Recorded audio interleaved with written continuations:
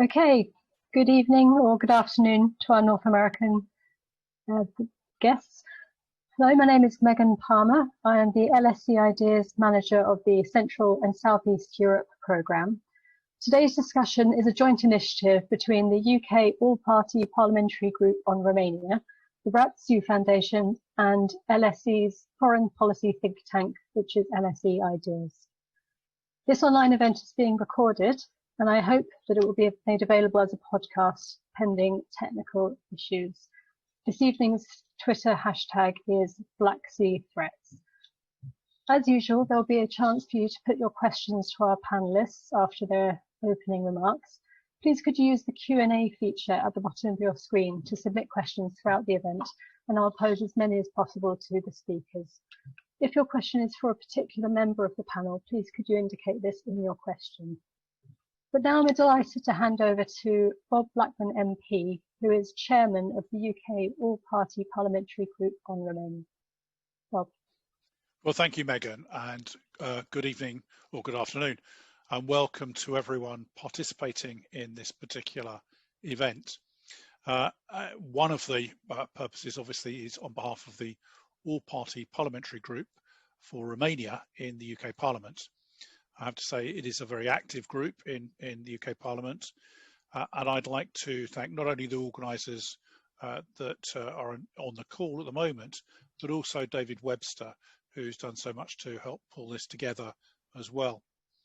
Very sadly, because of the coronavirus, the All-Party Group has not been able to visit Romania this year, because obviously we were due to go during the Whitsun recess, but COVID-19 has obviously prevented that from taking place. On our last visit to Romania, we had an excellent presentation from the Romanian government and the security services, who talked about the direct threat and the malign influence in the Black Sea. So we're well aware, that parliamentarians that have been to Romania, of the concern there is in Romania and other countries of the region of the malign influence that is being exercised in the Black Sea. Now, I can certainly speak for the fact that I have, at the last count, at least 12,000 citizens in my constituency alone who originate from Romania, as to their concerns that there are for their motherland, and also for the impact that Russia in particular is playing on the region. I think the other concern that we've all expressed is the fact that NATO, representing the umbrella for Europe, needs to take a greater focus on the Black Sea and prevent threats on our eastern borders from the Russians and from others that are involved in nefarious activities. The reality is that this is an important strategic part of the world, and I'm afraid there is a lack of attention being paid. I know that our friends from Romania were very keen to get NATO to participate in joint activities in the Black Sea to demonstrate to their neighbours that this was being taken very seriously by NATO. So I'm looking forward this evening, or this afternoon for those that are from America and beyond. I'm looking forward to hearing from our three excellent speakers on this subject, and to inform all of us on their experiences and what actions they see that we need to take collectively as politicians, as security forces and pressure groups, to actually highlight this to the various different governments, to NATO, to make sure that we take the appropriate action that is required. So thank you very much, Megan. I'll hand up back to you. I'm looking forward to hearing the different speakers and hearing the questions and also the answers that we'll get from the wider audience.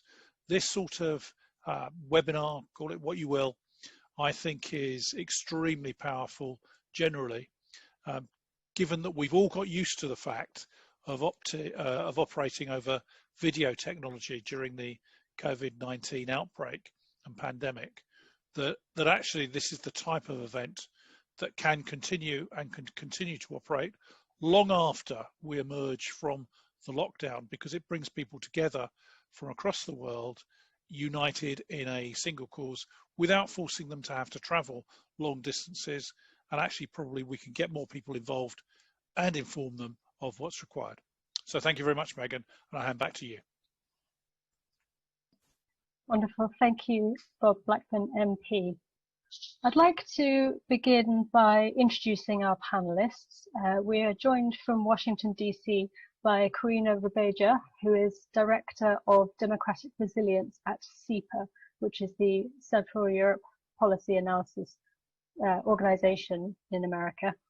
We're also joined by Tiberiu Anghel, who is a cybersecurity expert and co-founder of Cyborn.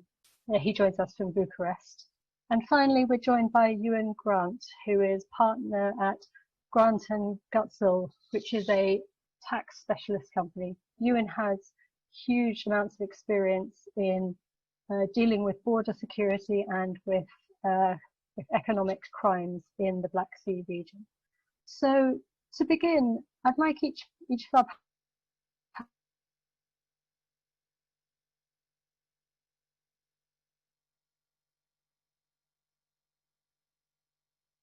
So I'd like to offer the floor to Corina first, please.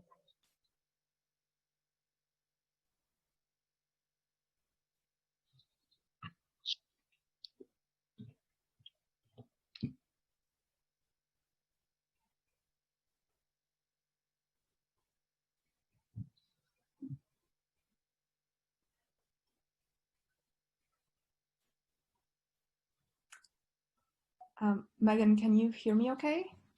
Sorry, I can hear you. I just tried to hand back to you. Can't hear anybody, but I think the internet connection is overloaded here. Thank you for the invitation. I'm very happy to be part of this conversation. It's indeed very topical, particularly as we are in the middle of a global health crisis that has become such a fertile ground for all sorts of foreign malign influence campaigns. Also I would like to thank Bob Blackman for his words of introduction. It offered a really good segue into what I'm about to say. Also just to raise awareness about CEPA's work on Black Sea security, and we've done quite a bit of work kind of raising attention of policymakers and experts on both sides of the Atlantic of the strategic importance of Black Sea security for the entire alliance. And I think sort of the hybrid threats are a big part of that conversation as well. Also at CEPA, we've been spending a lot of time analyzing disinformation campaigns and the ways in which malign foreign actors, particularly Russia, but increasingly so China, have used to penetrate our information space and undermine our democratic processes and institutions. And we've noticed that Eastern European countries have always constituted a testing ground for all sorts of operations, including information operations. And while we, I think, have become more aware of Russian or Kremlin-sponsored info ops in Central and Eastern Europe after the start of the war in Ukraine and the annexation of Crimea in 2014, the Russian sort of propaganda machinery has been active throughout the eastern flank ever since the fall of the communist regime and of the Soviet Union. And that has led to some interesting distinctions between countries that have been exposed to a Russian malign influence for a long time, as opposed to those that are just kind of waking up to the threat more recently. And speaking of testing ground, I think it's worth noting that there is a series of strategic narratives that the Kremlin likes to use in all of its disinformation campaigns throughout Central and Eastern Europe, of course, including the Black Sea region, but also increasingly so in information operations in targeting Western countries. And these are master narratives or typical narratives that actually offer a lot of insights into the Kremlin's strategic intent, which is, like I said, to undermine the transatlantic alliance, to undermine trust in democratic institutions, and create rifts between allies. So all of these narratives actually focus on this particular goals, undermining NATO, making NATO look like an aggressive alliance rather than a security alliance, the EU for being a place for moral decay and for actually taking advantage of newer members through subsidies and so on. Then, of course, a big set of narratives have to do with the US and the so-called neo-colonialism or neo-imperialism of the United States that is visible through their investments or their economic incursions into Central, or partnership, perhaps I should use a different vocabulary, in Central and Eastern Europe. And then a separate set of theories or of narratives have to do with the war in Ukraine. And that has been going on since, of course, 2014, in an attempt to muddy the waters and shift perceptions inside the European Union as to the role that Russia has been playing in the war in Ukraine, and also trying to, again, create dissensions between Western allies, and that would eventually lead to the lifting of sanctions. And a whole set of narratives is also related to Ukraine when it comes to Orange Revolutions, which is a reflection, or the so-called Orange Revolution, which is a reflection of Kremlin's bigger fear of seeing an overhaul of the political system inside Russia, and blaming these revolutions or these demonstrations, of course, on the CIA and other foreign intelligence agencies. Now, this overview also helps us understand how narratives around developed and spread during the COVID-19 crisis have actually played a role in reinforcing both kind of the typical modus operandi of the Kremlin, but also reinforcing some of the mind frames that the audience has been kind of induced into utilizing when consuming disinformation. And so what we're seeing in the context of the pandemic is really a renewed effort to mobilize against the West and undermine the alliance. And we've seen, and this continues to be the case, a whole range of narratives targeted at the EU and the EU's inability to not only show solidarity to the member states that were most affected by the crisis, but also just the ability of the EU as a body or as a set of bodies, and of democratic countries to deal effectively with the crisis, as opposed to more authoritarian models of government. And this is where something new has happened in the disinformation ecosystem globally. This is the rise of China. And I think the COVID-19 crisis offers a really good kind of break moment in our current history, where China becomes an agent of disinformation, very much so like Russia used to be.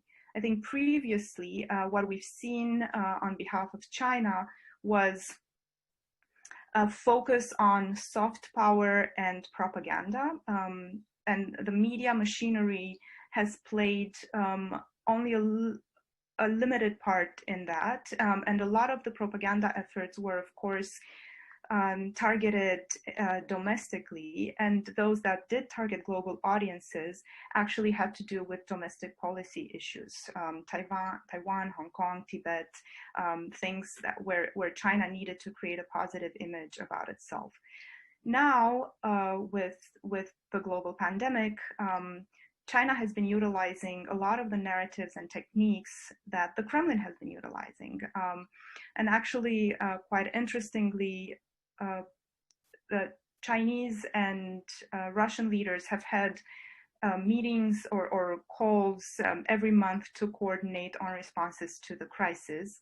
And we've seen a lot of piggybacking on both sides on narratives and conspiracies that have the same aims, to discredit the efforts of Western countries, Western democracies, and minimize the impact they've had in stemming the effects of the crisis, deflect attention from the role that China played in the initial stages of the pandemic, and also deflect attention from perhaps the lack of response in both China and Russia. And third, trying to accredit the idea that the authoritarian state models are actually better at dealing with crisis than democracies. So that is an interesting new development that I think we will have to grapple with in the next months and perhaps years to come. Not specifically so in the Black Sea region. I think the Kremlin continues to be one of the main perpetrators of disinformation and other types of influence campaigns as well. But I think what has happened globally with China taking a step forward in this arena should constitute an alarm bell for the Black Sea region as well. And two final points, I don't want to make this too long, but I would like to note the fact that domestic actors are joining the bandwagon, so to speak, of disinformation. And I see a great danger here, particularly in the Black Sea area, where media markets are underdeveloped. Independent journalism is under a lot of strain, and some of the outlets that we consider mainstream media are actually affiliated with different business or political interest groups, and tend to reinforce a climate of disinformation that actually widens the space or the attack surface for malign foreign actors. And I think that is a really dangerous development that perhaps we're not paying enough attention to. And one final point is that information operations or disinformation operations don't act in a vacuum. And they're typically part of a larger spectrum of influence operations. And malign foreign actors do see those as part of an ecosystem of measures. And I think the Western community and countries that are being targeted in general have had a hard time catching up with the idea that it's not just about the information space, it's also about corruption, illicit money flows, incentives for people who open media channels, a beneficial ownership, transparency. There are a whole set of cyber issues. I know Tiberiu is going to talk about this. All of these issues are interrelated, and there's a strong economic and legal component that I think we tend to overlook when we analyze the spread and the amplification of disinformation in the region, but not only. I'll stop here, and I'm happy to build more on this later. Wonderful, thank you, Corina. And you mentioned that Tiberiu will talk a little more on cyber issues. So I'd like to just straight away hand over the floor to Tiberiu, who will talk a little more on his expertise in cybersecurity. Tibi. Thank you very much, Megan. And thank you, Corina, for making a wonderful scene. Even though I'm talking about cybersecurity, as you said, It goes in a way hand in hand with disinformation. Personally, I do believe that today we are lucky because we have this information, because otherwise we would see a lot of more serious cyber attacks going on. So before I begin, I'd like to make just to set the stage a little bit. In terms of the cyberspace, we talk about three types of offenses, if you want. We talk about cyber defense that goes down to any military intelligence or nationwide implication. We talk about cybersecurity, which basically goes down to any private institution or public institution that doesn't have anything to do with defense. And we have cybercrime, which is basically what the name says, gangs of hackers or gangs of specialists trying to make a buck out of it. So in today's context, we will mostly talk about cyber defense and cybersecurity, although it is strongly related to cybercrime, just as it is strongly related to disinformation and everything that comes with it. Now, I'd like to start by saying that just as disinformation, cyberspace doesn't have boundaries. The logical boundaries that we have in the IT realm do not have anything to do with the physical borders that we know today. So that in a way changes the game a little bit, especially if we talk about the Black Sea region or particularly about Romania. Just as Mr. Blackman said earlier, there are a lot of things that still need to be done, and this is not just the case of Romania, but this is the case of the whole Europe, and largely speaking about United States. Some years ago, there was a malign force of the Middle East that attacked especially the US banking sector, but somehow by mistake they've also hit in a dam from an empty river, so it was no water over there, and started to operate it. Now, of course, that sprang out of mistake, but basically it's not that of a big mistake. So if we're talking about cyber defense or cyber offense from a military perspective, well, we've had Ukraine that has been the testing ground for foreign influences for some years now, and they've been able to show what an attacker can do. So starting from the electrical grid that went down, all the way to meddling with elections. And if we talk about elections, we have a combination of cyber attacks and disinformation. So that's where it gets hybrid, right? But they showed that anything can be done if you take an interest into this. And this is the main problem in cybersecurity. With enough time, anything can be penetrated in a way. And this is very, very bad news for us. Now, I'd like to focus a little bit on why and when would a massive cyber attack happen in this region. From my perspective, and not only my perspective, a massive cyber attack that provokes disruption would be actually a first stage of a huge offensive, right? We're not talking about intelligence. We're not talking about, subtle influence, if you want, but a full-scale cyber attack would be an offensive act that would be condemned by international forces. So right now, we're lucky enough that no one really wants to go to war. We've seen that the national grid of Ukraine went down from an attack that could happen anywhere in the world. And talking about that particular attack from some years ago, there is only one thing to be said. Ukraine still had the manual switches in their substations, to power on the network again. United States doesn't have that advantage anymore. So basically what happened in Ukraine with black energy, if it happened in the United States, the recovery would take years and years, and it would simply be extremely painful. Now, one of the major problems when we talk about geopolitics and the cyberspace, be it defense or security, is the fact that you need just one vulnerability left over there in a system that could be exploited and then you could trigger a massive attack. So it changes the game a little bit in the sense that, you know, you don't need to travel, first of all. You don't need to, you know, be seen in any way. And in most of the cases, the attackers are discovered basically when it's too late.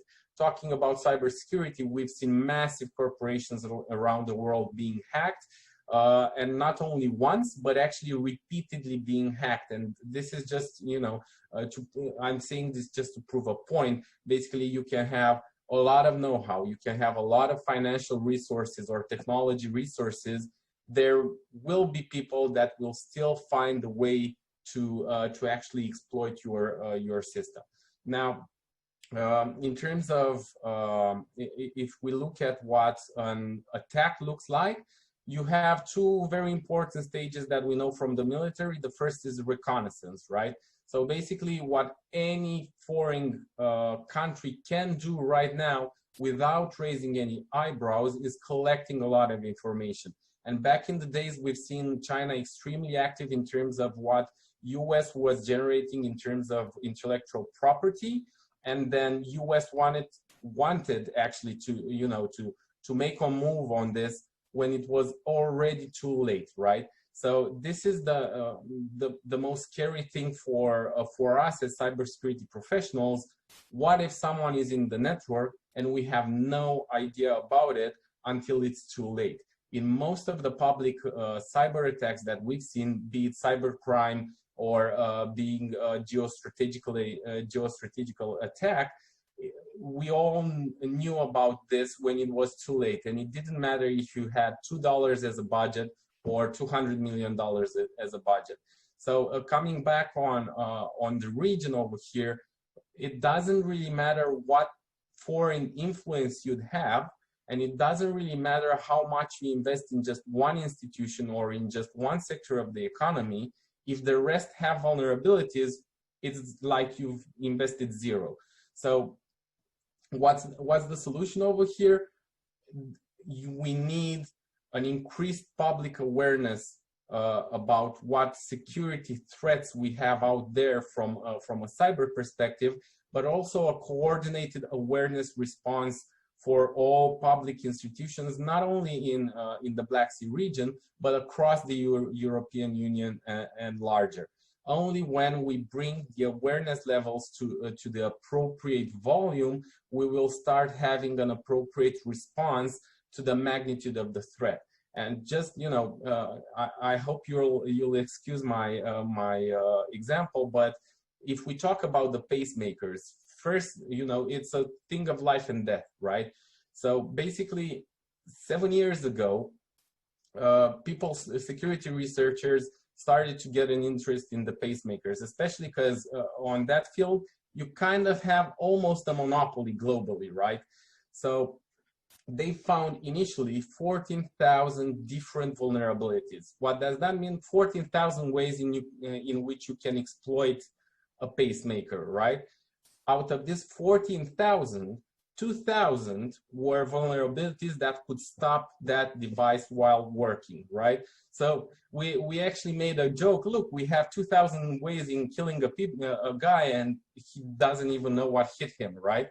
Now, I prepared a little bit just for this talk to see if they fixed them, what's the status, because this was already 5 years ago, and I stumbled upon an article from March 2020 where they again found 5 critical vulnerabilities that could stop that device while working, right? So just to take the extreme example, what if a malign foreign influence actually gets to connect to those pacemakers, you know, and just 1 minute, you know, stop them?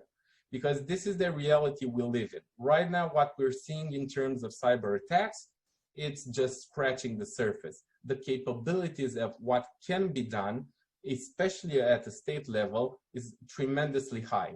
Take whatever is digital, whatever is, you know, IoT, critical infrastructure, and so on and so forth, all have digitalized in one way or another, and all have some inherent vulnerabilities that we might or might not know about. And we should all be aware of the huge danger that's over there. The only reason why we don't hear about this is because in today's world would be considered an act of war. If you disrupt the national electricity grid, that would go down as an act of war. And most of these malign influences are not yet at that stage. Yeah, thank you. Wonderful, thank you, Tibi. And so I'd like to hand over now to our final panelist, Euan Grant, who can perhaps complete the picture of the various malign influences that the Black Sea region faces. So Euan, you have the floor. Yeah, well, thank you very much. And thank you for leading in by saying complete the picture, because I can't help stress, and the point's already been made by Tiberiu and then originally Corina, that really everything I'm going to say is connected with a lot else. Cybercrime is, you don't have to go far from cybercrime to see cybersecurity, particularly with the skills that are available in the Russian-speaking and Russian-influenced world and their proxies. And we all know that, again, as Corina said, what we're seeing from the Russians, we're now increasingly seeing from the Chinese. In relation to more conventional crime, I would point out, again, everything is connected. Mark Galeotti, who wrote the book The Vori about Russian organized criminality, I think many of the people attending the webinar will be aware of Mark Galeotti's work. He uses the term strategic organized crime, and really you have to keep that concept in mind all the time when you're looking at Russian and Russian-speaking and proxy use of criminality as part of a bigger strategy. It can operate alongside. You cannot consider the Russian-speaking world or its neighbors in relation to criminality and security with a capital S and a small one, without recognizing that there may well be state interests involved and malign state influence. Only in the last few days, we've had the advanced publicity for John Bolton's book. It's been in several British newspapers. I imagine it's syndicated across. It comes out in English in a few days' time. There are several references in that to President Putin seeking to try and put the pressure on Bill Browder for the Sergei Magnitsky revelations. That says it all, because that case, what Sergei Magnitsky uncovered, is really a test case. It explains how, alongside what Western Europeans, notice I said Western Europeans, would recognize as the big high-profile criminalities that make the careers of prosecutors and law enforcement. In the last 30 years, 40 years, it's been drugs. Increasingly in the last 10 or 15 years, it's been people trafficking, and quite rightly so. You need to look at an angle which, to give it credit, the European Union slowly is beginning to recognize. Commercial fraud, tax fraud on a gigantic scale, where the proceeds are such that you can bribe people, you can corrupt people, and you can share out so much money to change people's lifestyles in a matter of years. There's enough to go round for everyone. You don't have to go to academic works to find how this operates. I've mentioned Mark Galeotti's concept, strategic organized crime. People such as Edward Lucas and, of course, Oliver Bullough, who wrote Moneyland just a year or two back. I hope he's going to update it soon. you'll see an awful lot there. One of the problems is that the readership of those brilliant books sometimes read what they want to get out of it instead of reading the lot. Moneyland is worth reading just for the people who are in the index. Western law enforcement, it's much more realistic in the Black Sea region and in the Baltic states, as we've seen with the saga of Danske Bank, which of course involved movements of large sums from Moldova, despite what happened in 2015, Banca di Economy, which of course has its links back a lot further north than Chisinau.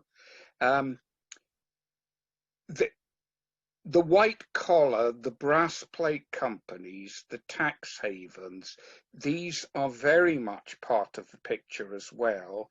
And if you don't understand that they are part of Russian policy and increasingly China's, we really will be challenging these malign influences with one hand tied behind our backs. The sums are so huge that you can bribe and buy off or intimidate an awful lot of people. The timing of this webinar and the points Mr. Blackman pointed out about the warnings from the Romanian government, the Romanian armed forces and security services are very timely.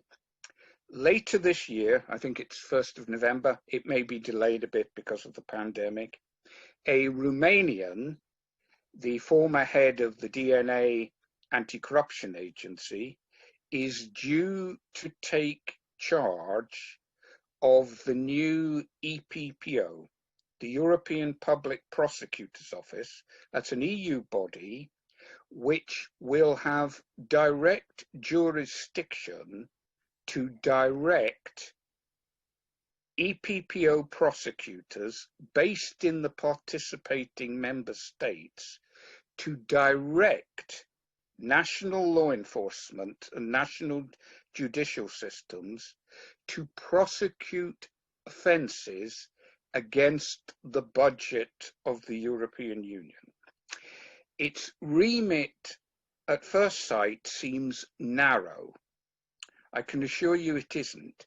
It has responsibility, among others, it covers bribery and corruption of officials and so on, but it also has responsibility for investigating a fraud called cross-border VAT fraud, carousel fraud it's called. I cannot, and there's good reason why that is the specific crime mentioned. Please follow the EPPO, because this is the kind of thing that was used in Magnitsky, and it is colossal. And it is, the structures used for it are the structures that underpin Russian bribery, intimidation, arms trafficking or arms sales with concurrent corrupt deals in certain parts of the world. And they lead on to what we are now seeing with China, particularly China in Africa. I would recommend people watch the Wolf Warrior film about China in Africa, and then realize that many of the people from the Russian armed forces, many of whom grew up around the Black Sea in Greater Odessa and the Crimea, and so therefore have contacts in Moldova and on into Romania and Bulgaria. I can't help feel that many of the Russian Wagner group are currently in Africa, quite a few places in Africa, by the way, and they've been there for many years, even before they were called Wagner. They are there to just keep an eye on what the Chinese are doing, because they don't want to lose out. I would recommend, there is really a lot of literature, including in fiction. Many of you will be familiar with Misha Glenny's book McMafia, or at least the TV series based on it. I can assure you that an awful lot of law enforcers in the Balkans and the Baltic and in the Black Sea, Romania and Bulgaria, have they're either aware of the book and its relevance, particularly the chapters on the Balkans and the ex-Soviet states, or in many cases have actually read it in translation. That really tells you how it works as an arm of the state, and throughout it all, you have to consider that possibility. Who is involved?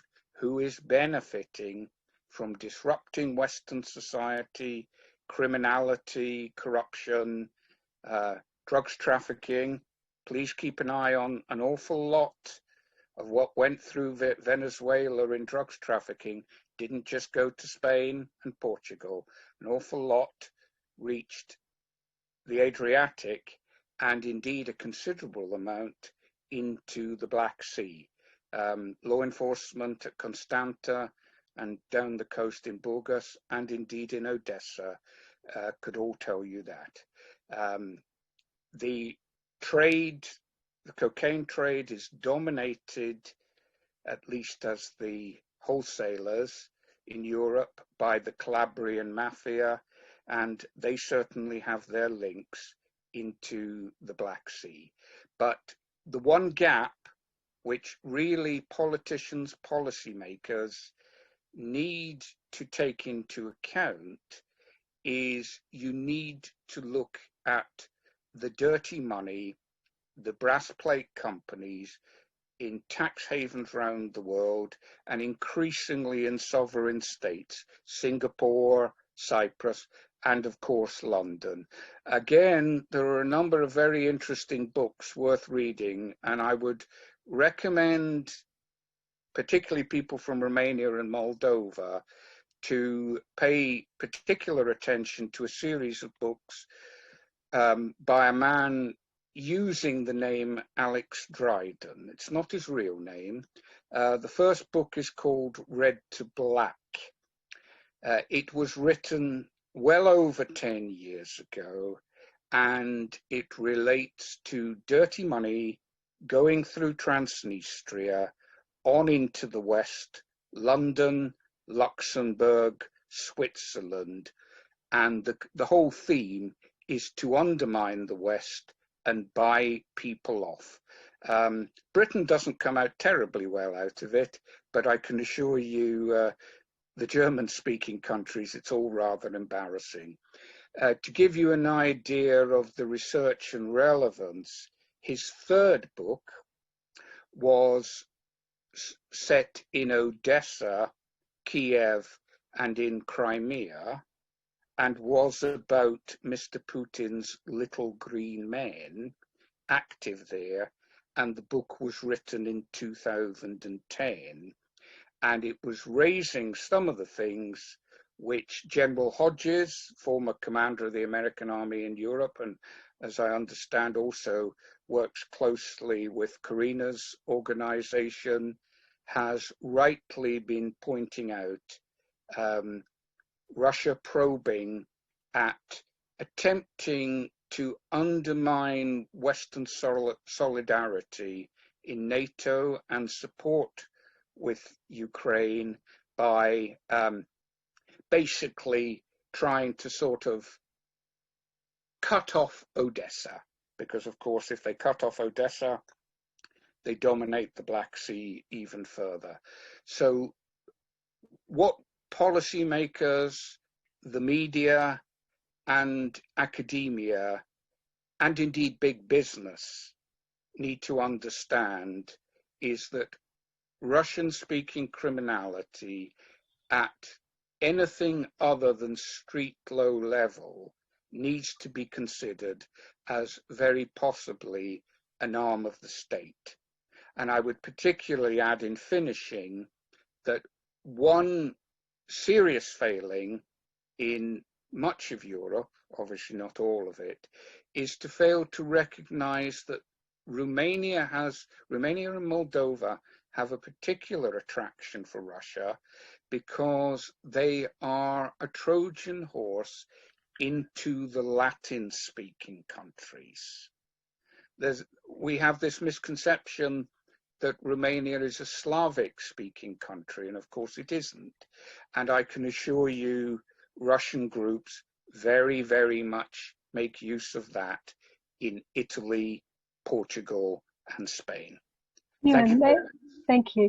I was just going to ask to jump in there because I know we're getting some questions in, but also you mentioned something that I think all three would be really worthwhile hearing your different perspectives on this. You variously touched upon the supranational organizations that are involved in or can be involved in confronting these challenges. And I'd like to pose the question to all three of you, whether or not organizations like the EU and NATO and perhaps bilateral partnerships such as the American-Romanian partnership, whether they have the capacity or the capability, I should say, the budget, the political will, and the strategy to combat these huge challenges that are facing the region. So at the risk of putting someone on the spot immediately, perhaps if I could, I'll go to Tiberiu first and see your thoughts on how these organizations are addressing the online challenges and security risks. Well, if we talk about NATO, for example, NATO definitely recognized the threats. I wouldn't say early on, but along the way they did, and they're definitely staffing, they're definitely growing and so on and so forth. But just to answer your question, I do have a little story. So some years ago, NATO did a task force, Romania was part of it, for protecting Ukraine's cyberspace, right? And that went on for some years, right?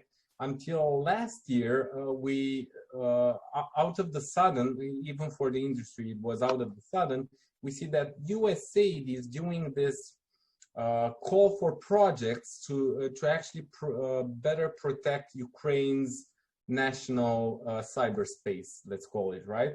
And we were all a bit surprised. We were like, well, we knew someone was handling this. Why do we need a separate project? However, needing a separate project where it was clearly stated that we need solutions that don't break human rights in any way, that was a very good, let's say, a beacon for us that things can be improved, definitely.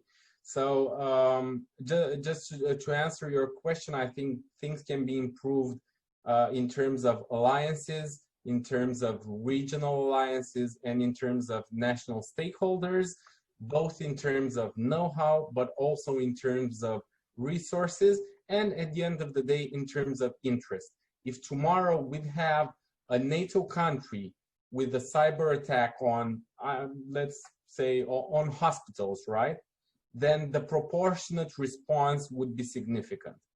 But we don't have it, right? So we need to find the political and geopolitical will to do it proactively rather than reactively. And I think this is the biggest problem that we have right now. We are definitely not proactive, and we definitely have other pieces of puzzle on the geostrategical map that don't allow us to invest that much in cyber defense and cybersecurity.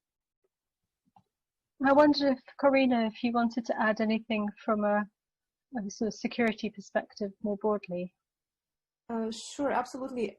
Actually, I would emphasize not the security element here, but rather the domestic governance. And I fully agree with the points that Euan made earlier. I think a lot of the responses actually have to do with the resilience of our own institutions and processes and frameworks and constitutions and courts and so on. And I think and that will cut to the root of a lot of these problems. So in the long term or medium to long term, these are the issues we have to address.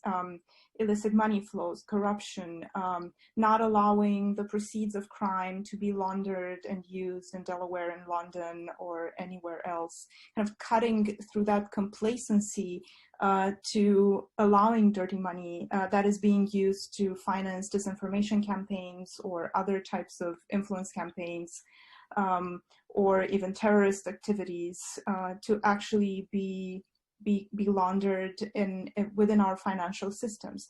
So I think when we look at the nature of the threat and how to address it, we really have to look inside our own house and see what is missing in terms of addressing these more structural issues. And then, of course, there are the immediate actions that we have to take. And this is where perhaps a little more complicated. Speaking of supranational efforts, the European Union is really rolling out an entire set of measures on democracy, on digital tech, on disinformation, getting the member states to also focus on this issue, to report more, to work together. I think we're seeing a lot more movement in this area, working with platforms, of course, through regulation as well, although this is a bit contentious. So I think that that's all helpful, not only through the concrete measures that are going to come out of it, but also by making countries focus on these issues and think about how they can also respond internally. And then, of course, NATO has its own set of means, but there's also G7, and more at a political, you asked about political will, more at a political and diplomatic level, there should be a role for the most developed nations to actually think through some of these global challenges affecting, again, not just our own region or the European continent. So I think there's a broad scope for more supranational. And finally, just in the Black Sea area, I think we've seen so many initiatives at regional cooperation that have gone bust, unfortunately. And I think just on a variety of issues, this could have been a platform to address some of the common challenges. And Euan might appreciate this, but for instance, with Georgia, Moldova, Ukraine, where there is some type of platform, interparliamentary platform for conversations, when it comes to organized crime and really the weaponization of the separatist regions of these three countries by Russia, there is really very little cooperation between the three countries. So I think we have to work at a lot of different levels to really offer a comprehensive response to the challenges that we're facing. Thank you. And Euan, briefly, do you identify from particularly your extensive experience with addressing these sorts of criminal issues in the past, what do you think about the larger scale regional and international cooperation? Do you think that it's sufficient to meet this challenge, or what do you think would need to be done to deal with this growing problem?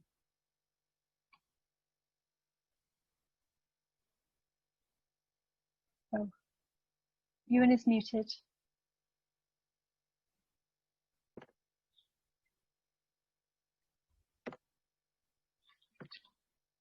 Hello? We can hear you. Yes, thank you. No, at the moment, the answer, as you've probably gathered from parts of what I said, and certainly the very relevant points Corina's made about the weaponization of the disputed territories and the frozen conflict, the answer is a resounding no. The US does this a little better as regards the money flows because they've had more experience, and prosecutors and law enforcement forces can make careers in the US out of this kind of thing. the corruption, the bribery. That is much less so in Europe, including to a certain extent the UK. So the answer is a resounding failure. Basically, large parts of the Western assistance community aren't, worldwide I'm thinking, aren't really that keen on working with policemen, and are often quite hostile to working with the military. And I'm afraid that approach just does not work when you are facing the Russians and the Chinese. You have to sort of bury your differences and agree. What we need, that, so the answer is no, it doesn't. But can it?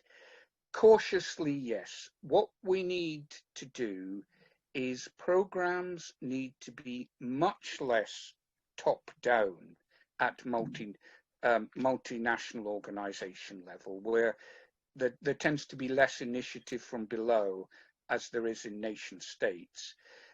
Much less top-down, more bottom-up, or should I say much less top-down only, and also much more lateralism between agencies, in fact, in the large countries and the large agencies within them, between agencies and between the multinational organizations. All that takes time. It takes money. The response at first will be slower, but in the long run, it will be better. Criminals, for instance, need to, their modus operandi and their identities, their capabilities, their connections or potential connections need to be much better notified in a much more proactive way. Tiberiu used the term proactive. So it's not just that something or someone is put in a database. The actual or potential significance is notified to enough of the right people on a vertical up, a vertical down, and lateral way. We need the situation. I was once, a Swedish colleague told me his wife studied 2 military operations when she was doing her MBA at Uppsala University in Sweden. They're always taught together, and I think a lot of people ought to learn from the lessons of those about joining up and working together, realizing what's important and why. It's not stabbings and low-level drug stealing on vulnerable people in housing estates. It's very different. The first one is that the situation at the moment too often resembles the Americans in Iran in 1980, where the world's most powerful country, all these very well-funded organizations did not work with each other, and perhaps didn't even always work within their organizations. And the other is the Israeli raid on Entebbe airport, which is taught in business schools, where small groups who know what they're doing, know each other, and with good lateral, vertical both ways communications. It is all about people working together, working with people they wouldn't perhaps particularly be in the past have been comfortable. They will find they have far more in common. The brains, the willingness, well, the brains are there. The willingness has to come from the top. If people realize that they won't harm their careers by doing this work, they can do it. And we do have the resources and we have the knowledge. The knowledge is just not brought together, but it's there. It's encouraging that there are examples from the past that you feel can be drawn upon that suggests that while these are new challenges in some senses, there are nonetheless robust systems that you can be inspired by, at least, to find solutions. I just wanted to quickly take some audience questions, as we're actually already running rather short on time. So we have an audience member who wanted to ask a question directly, which was David Webster. See if we can unmute David. Thank you, Megan. And thank you to the panelists. This, I think, is maybe one for Corina and Tibi most. Romania will hold both local and parliamentary elections later this year. Is sufficient attention being given to cyber intrusion disinformation at those elections, and particularly at the local level, where this interference might exploit tensions with the ethnic Hungarian community?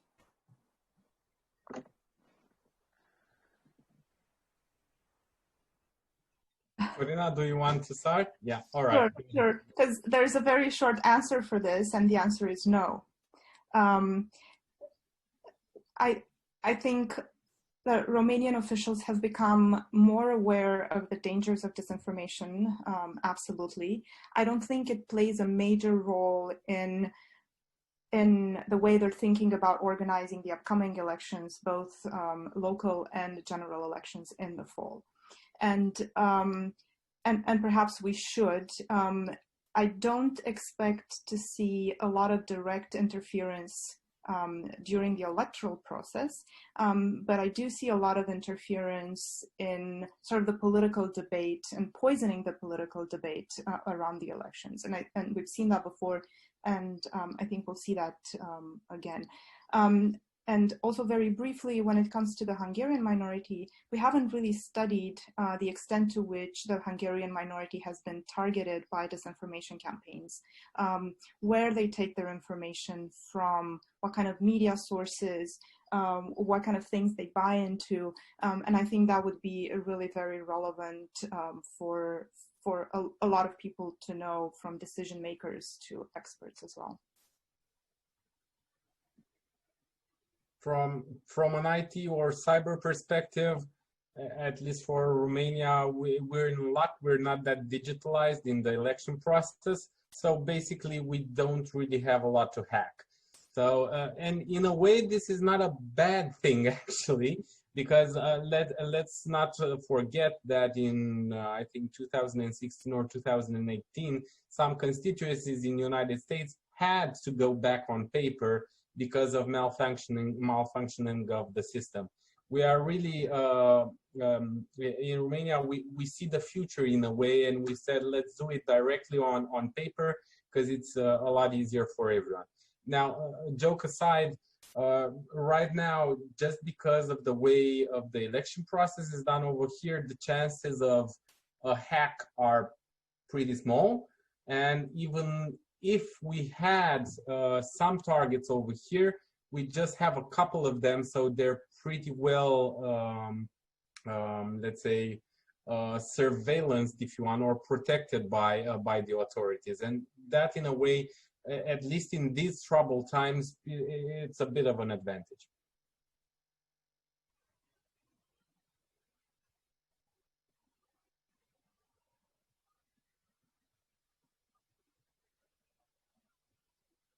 Megan, we can't hear you.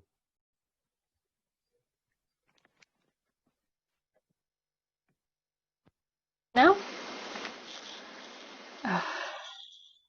You can hear me? Wonderful.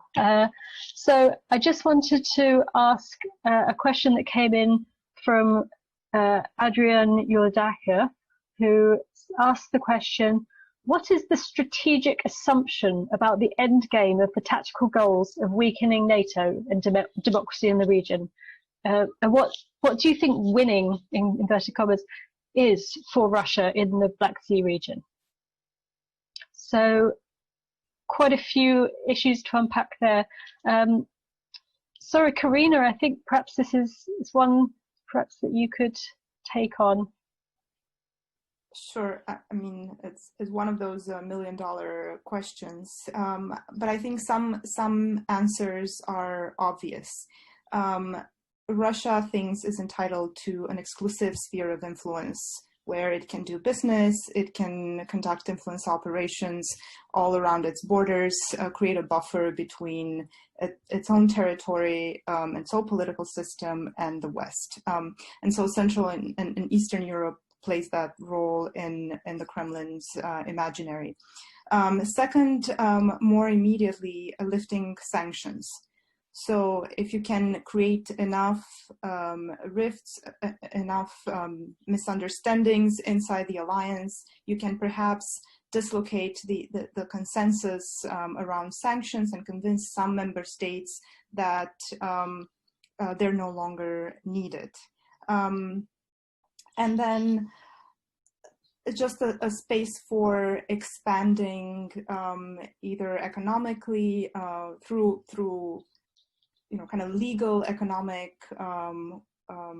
endeavors, but also through illegal means. And this is an area, a predilect area for Russia. And of course, there are some diplomatic goals as well that have to do with the imperial ambitions of Russia, or sort of the perception of its imperial history, and it being a great power in the 21st century. And for that, it needs a belt of friendly nations or of allies, which is one of sort of the main points of contention with the West. I think both Russia and China understand that the strength of the Western alliance is the alliance, the existence of allies, which cannot be said about Russia and China.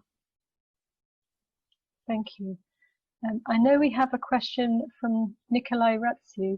I don't know if we are able to hand him the mic, as it were. Let's see if our tech person is able to facilitate that. Nikolai, are you there? Yes. Wonderful. Can you hear me? I can, yes. Excellent.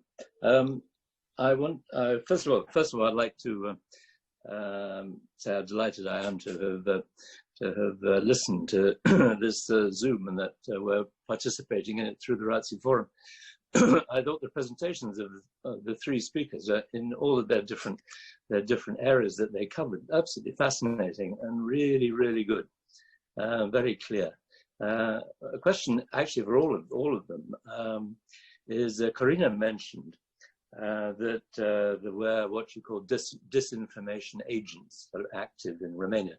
I wondered if we know of, if the speakers know of, or if there is evidence of actual direct infiltration into political parties in the region by Russia.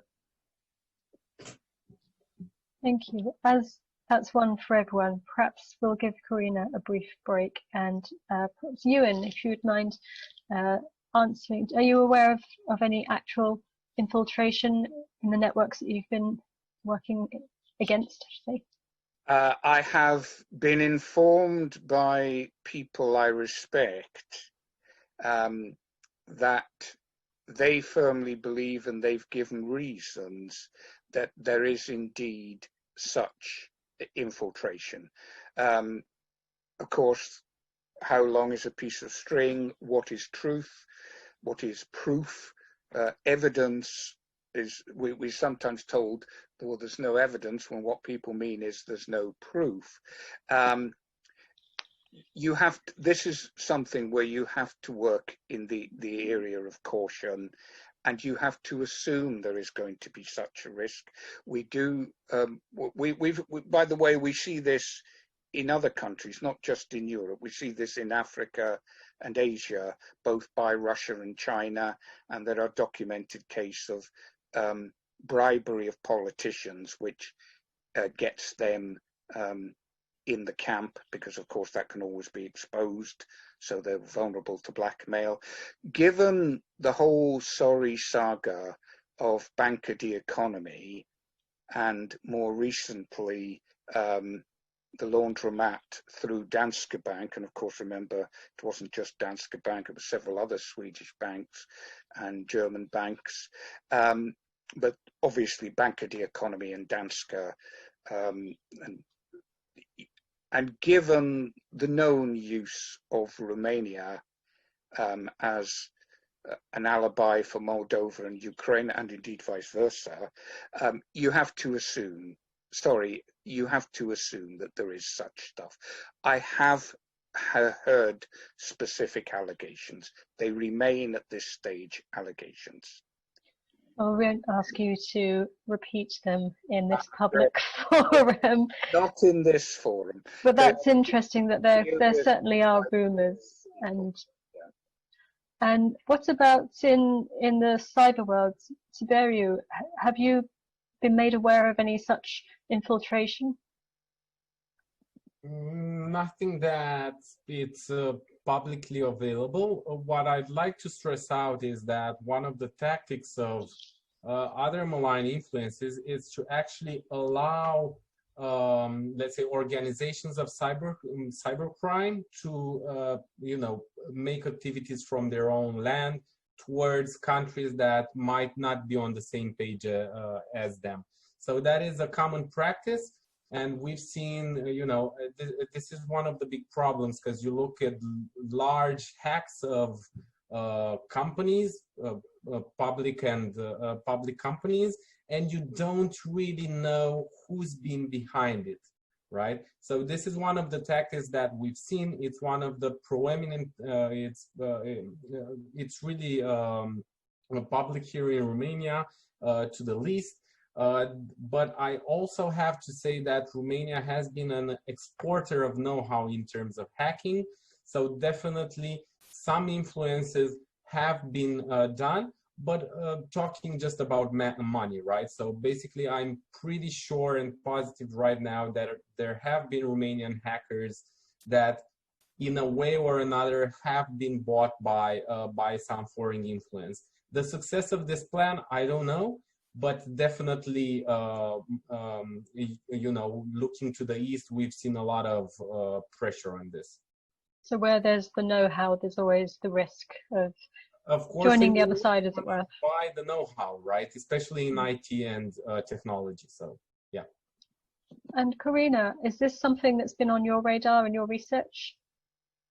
Sure, absolutely. And I think if we look at the countries of the Black Sea region, except for Turkey, of course, Romania is the only country where there hasn't been evidence of direct involvement, or the Kremlin's direct involvement in party politics. I mean, in Georgia, Ukraine, Moldova, we have parties that are directly pro-Russian that work with pro-Russian agents to help their electoral campaigns, with pollsters, with all I would dare to assume that there are just a euphemism for a different type of activity.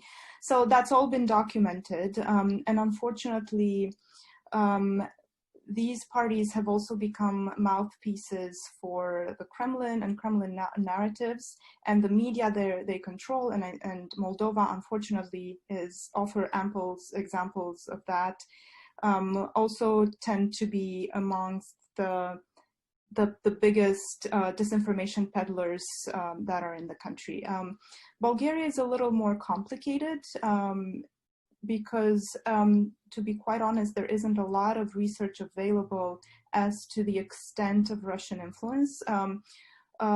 We have some anecdotal information about avenues of influence into the economy, politics, organized crime. So there's some of that there, but we don't really have a lot of data. And finally, Romania, there was an investigation, a journalistic investigation some years ago based on, Tiberiu will appreciate this, based on a Romanian hacker hacking into Dugin's email address and uncovering a list of Romanian politicians. So it was called the Dugin list of people he was planning on engaging with to kind of create a more sort of pro-Russian sentiment among the Romanian political elite. I don't think that has worked.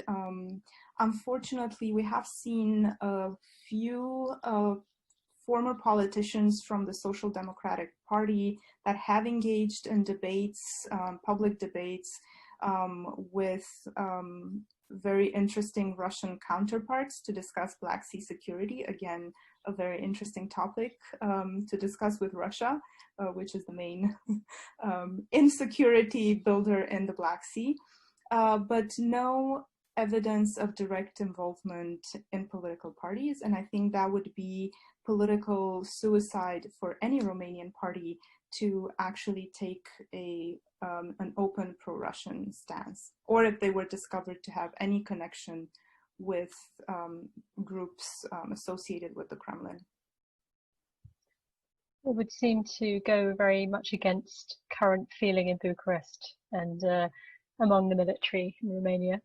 I'm afraid we are very short on time now, so we'll have to draw this really fascinating talk to an end. Although I wondered if each of you would like to just give some concluding thoughts or observations based on what we've been discussing. I realise we've covered an awful lot, and yet there's so much more to say. But would anyone like to offer a final thought?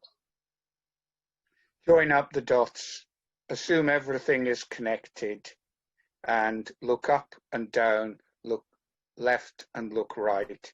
And when you find people who are listening, latch onto them and work together.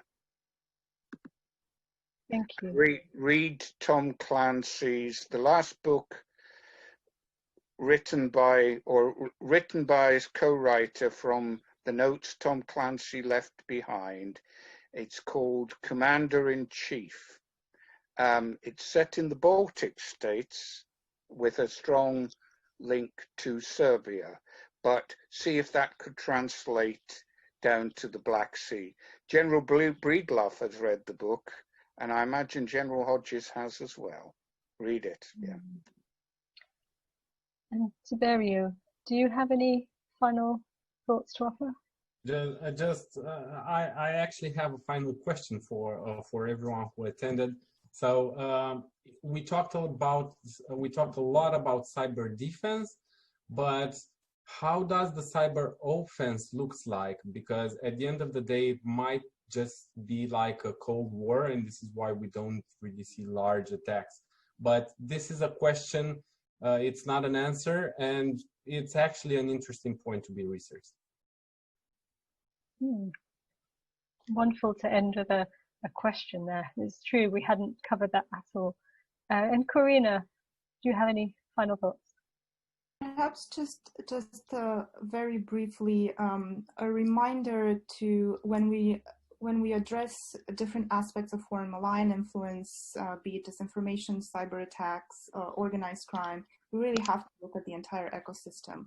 And the best defense, is not necessarily offense, but it is making sure that we influence-proof our institutions and that we pay attention to the democratic structures and democratic governance in our own backyard, so to speak. So I think just paying attention to those reforms that we need to make internally inside the alliance and inside our own countries is going to take us a long way in preventing or limiting the space for malign foreign influence. Thank you. Well, I'd just like to conclude this very interesting discussion by thanking all of the panelists.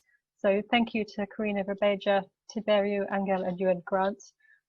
This has been a really fascinating, although perhaps not hugely encouraging discussion given how very great the challenges are. I'd also like to thank Bob Blackman MP, who of course gave us that very warm welcome at the beginning of the discussion, and also to David Webster from the Romania Group UK, who has helped facilitate this panel. Additionally, I'd like to thank the RATSU Forum, who are partners in this endeavour. So thank you to all of you for participating and making this such a worthwhile event. Just one final thing I'd like to add, please do complete the survey at the end of the event, as it helps us a great deal in deciding what other interesting events we can put forward for our audience. So thank you very much to our audience and to our panelists, and we look forward to seeing you all again at a future event. Thank you and good evening. Thank you, everyone. Thank you.